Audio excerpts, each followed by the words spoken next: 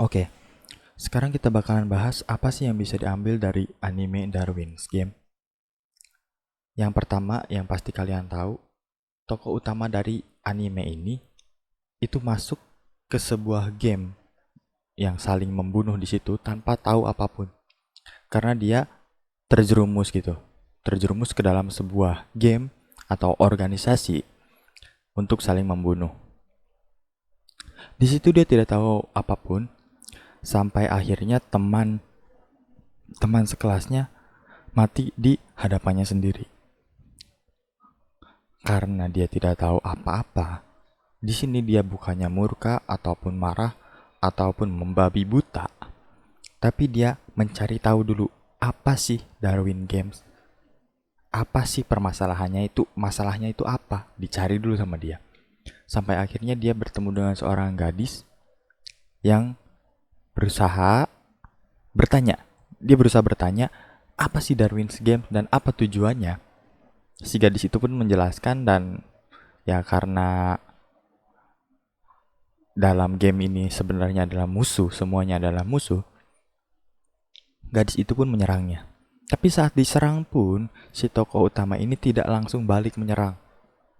Tidak langsung balik menyerang, dia berusaha untuk melarikan diri dan berusaha untuk berdiskusi dengan gadis tersebut agar tidak terjadi pertarungan. Di sini yang bisa kita ambil, kalau ada apa-apa, kalau ada masalah di kehidupan pun, kita harus diskusi dulu, jangan langsung menyerang, jangan langsung main pukul. Kita diskusi dulu apa sih masalahnya gitu.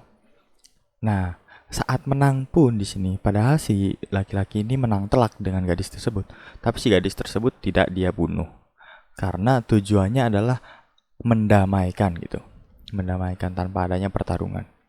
Nah, akhirnya mereka berteman ya.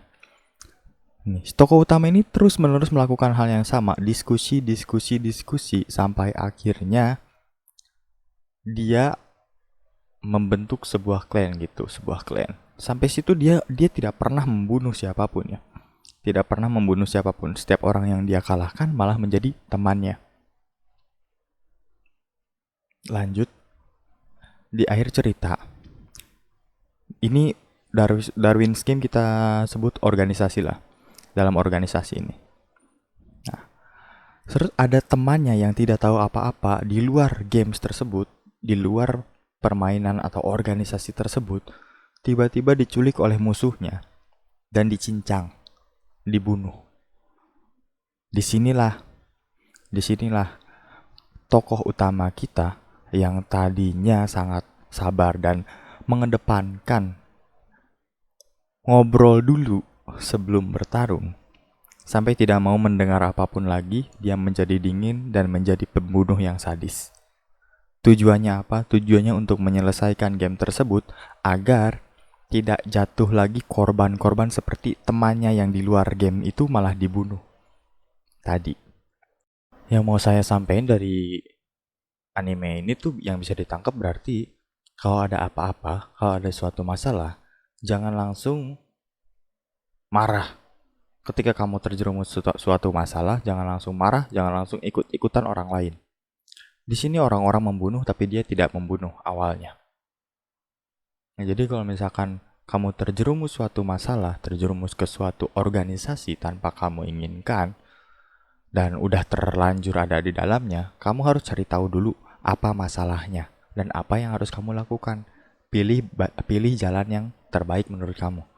Jangan sampai kamu melakukan hal yang sama dengan organisasi tersebut, tapi ternyata itu adalah hal yang buruk. Oke, bye-bye. Mata aimashou.